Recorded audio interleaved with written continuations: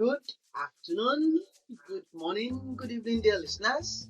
Welcome to today's episode of This Dev Live. I'm your host, you know me already. My name is Dara, Oladapo. And today I have with me Bakare Emmanuel, who is our guest on the show. So let's leave Bakare to introduce himself. Okay. Thanks, Dara. My name is Bakare Emmanuel. Most people know me as Batman or your friendly neighborhood Batman.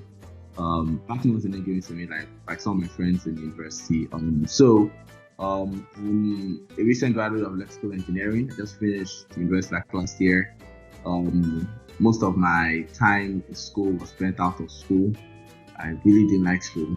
I did okay in school, got enough, left. Pretty much didn't do too bad, and at the moment I've shuffled between jobs, things from embedded to backend development to WordPress to DevOps to blockchains and floated around quite stuff. Yeah. So it's just up and down stuff, like the usual what do you call it, run around. But my main choice throughout all those years was DevOps because of Linux. So I'm one of those core Linux fanboys, the kind that right from I started off with my phone, various things. Android is Linux. Then I used to compile various Linux kernels for my phone. Then ready to, I would boot it up on my phone. My phone would get bricked. I would scream at the internet for a couple of hours, get it back working again. Yeah, repeat every week or every weekend. Sometimes the phone would be off for days, they would say I was just playing around. But that episode then really got me going. So aside all those stuff and work and Linux, I'm pretty chill. So the friendly neighborhood Batman thing is pretty much like who I am. I'm very friendly. People always like to say I have this humble but confident mindset. So I'm one of those guys who tells you I'm going to do something, then I end up doing it. Then you're like, wait, why did you do it? So crazy things like saying I was going to go skydiving, bungee jumping, nearly went shark cave diving, but the people that I told wouldn't let me go, so it was another episode. If you had told me, I would have let you go. Huh? If you had told me, I would have let you go. Yeah, it was a very I honestly asked so many times. At some point, I think it just diverted. It would be like, I'm busy, I'm this, but I knew that in their minds they were like, oh my god, no, Bakare, we're not taking you near Shark Cave. You've done enough. Yeah, so pretty adventurous. I travel on the spot. I've literally just woke up one morning, was bored, and I just decided to get some just before a flight ticket. All of my friends in Abuja, I'll come to come and visit you. So I'm that kind of impulsive, live in the moment kind of guy. And pretty much that's about me, in general. As a developer, I'm pretty chill. As a person, I'm pretty fun. Yeah. Nice to meet you, Batman. Yeah. Yeah. Nice to meet you, Dara. So, as you know, the purpose of this show is to get insights in real life from developers to see what they're doing every day, how they tackle challenges they face as software developers. So, why don't you start off by you telling us how your day looks like typically as a developer? Okay, so generally, I most times have a very organized lifestyle. It's pretty much the same most times. If I'm not busy during the day, I most times sleep by 10 p.m. I wake up by 7 a.m. or 6 a.m. or 8 a.m. I actually sleep a lot as opposed to what most people might think. I'm one of those, what do you call it? I cannot kill myself, but we'll share soon. You get? So I sleep well and I plan my day around everything I want to do. So provided I am doing something and I'm not done with it, I just continue doing it till it's done. That kind of person. So that's my general dev philosophy. Get it done, no excuses. Excuses are proofs of incompetence, I don't like to call it. You don't try to prove a point by not proving the point. If you want to do it, do it. Nobody's really going to question you if you do that. So 7 a.m. I wake up. I don't have all those things that people have, like morning sickness. I wake up, I start. I look at everything that I have to do. I see the important ones because I'm quite choosy. Like even at work, I don't just pick up any task I'm given. I'm like, is it important? What am I supposed to do? What's the KPI for this? So like I'm also one of those guys who likes proofreading my work so that I don't waste time trying to do something when I land. I'm not the right person for the job, right? Um, and I like keeping things fast and detailed. So like if I see that okay, if I'm getting to sleep on work, I actually put an extra effort to get this done. That's my workflow. It's just wake up, start till it's done, go sleep. Like anything in between, chill, Twitter, gaming, watching TV, movies. Because I'm one of those guys too that can leave work and go watch a movie for like 2 hours if I'm not in the mood to. You know. That's really chill. That's my flow. Like I don't waste time trying to, get things done when I know that the environment isn't right. Like I just get them done and finish up with it. Yeah. Right. So it's a typical day. Wake up 7, start working. If there's chill time needed in between, go chill. Work until you get tired. If there's not much work, 10 p.m. off to bed. Wow, pretty chill. Yeah. That's why it sounds to be like yeah. Like me, there's people like for like 5 hours a day. Dara, like some of us want to be like you, like want to grow so that when they call our name on Twitter, we'll be like, I know this guy. In my mind now, I can get a farm on Twitter. I'll be like, I just had a great talk with the guy Oladapo. I swear. Yeah, that tweet, I can't frame it, I'll pin it. Come off it. In the words of Tauma, come off it. All right. So, the next part is you're the one that will help you. Okay, so the next part is to actually understand the kind of challenges you have on a normal day as a developer.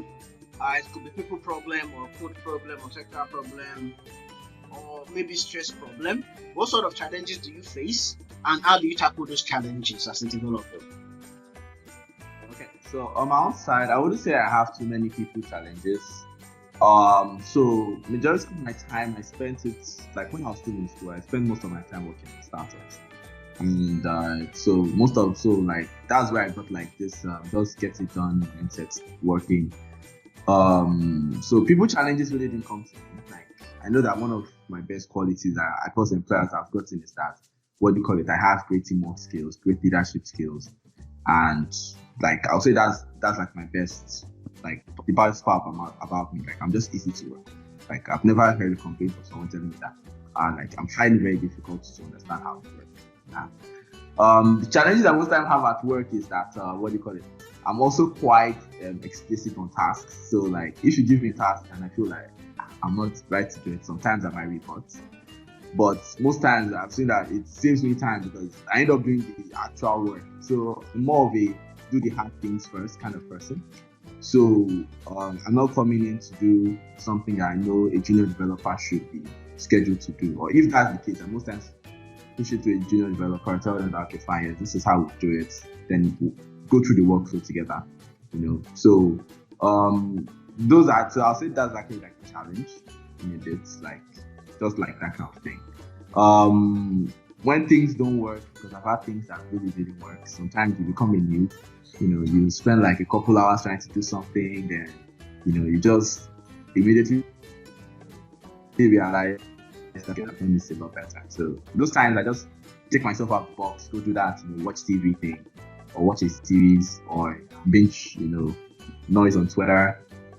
I'll say that's how I most times work through challenges. It's just zoom out of the moment, just go do something else.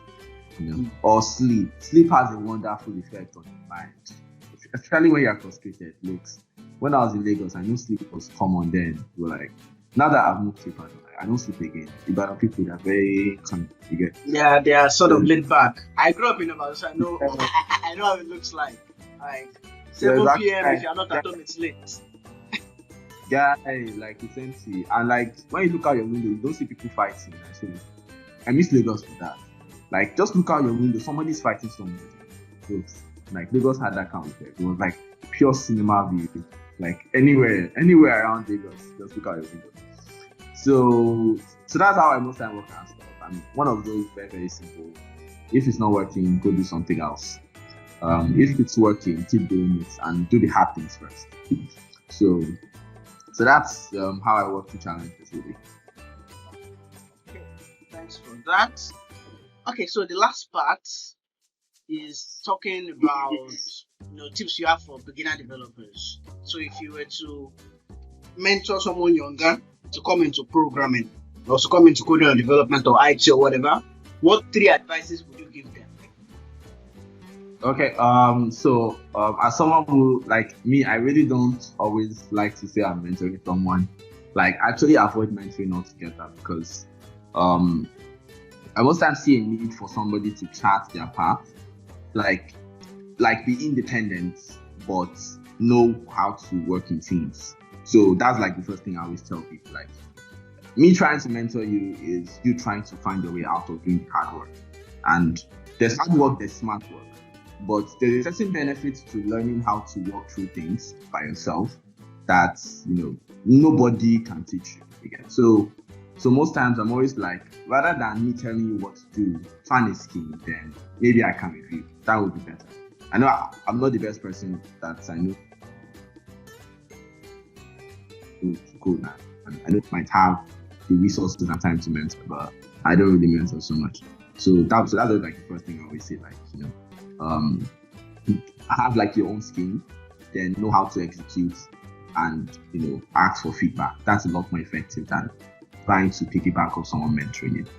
The next thing that I always advise is to always do the hard things first, because the hard things take your time, but they give you the best level of experience in the long term. You can't cheat your way out of learning. It's not something that you found out to do yet. So if you really want to get good at something and want to get good fast, the only way to do that is to learn to do the hard things first.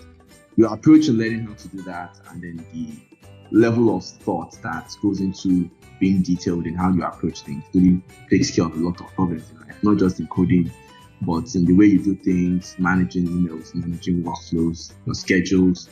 So, those things, if you're running out from every challenge, you're just going to have more challenges. It's not going to get any easier. Yeah. And then the last thing that I always try to advise on is always think big. Like, there's the thing about doing the hard challenges, but then you also don't want to be stuck in one place. So you have to diversify, right? Look at the big picture of like where everything scales to, not just like doing work, because doing work isn't always the best thing to do. Sometimes you might need to chill a bit, but you always need to have that grand idea that, okay, fine, I'm going to be like here in like the next 3 years, and then I'm just going to kill it there. Like, I'm not like trying to say it like a prayer, because I'm not Christian. I'm actually like atheist and stuff. But like that dream of, okay, fine, I'm going to kill this place like when I'm like this particular age, and I'm just going to be there like the best of the best, but still moving on with that next big. Gotta go for that. That's like the 3 things I always advise. Always do the hard things first.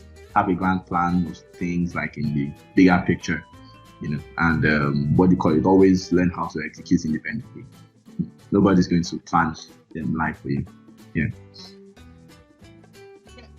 So thanks very much for those advices and tips and insights into your daily life as a developer. I want to say thank you very much for coming on the show. It was last night we started chatting, and today we're already doing the recording of this. I want to say thank you very much for that. And dear listeners, that is it on this episode of His Dev Life. Next week we'll still have him with us to talk about Unscripted, and I hope you'll join us on that episode. So from Bakare Emmanuel and me, it's bye bye. Yeah, say bye bye to us.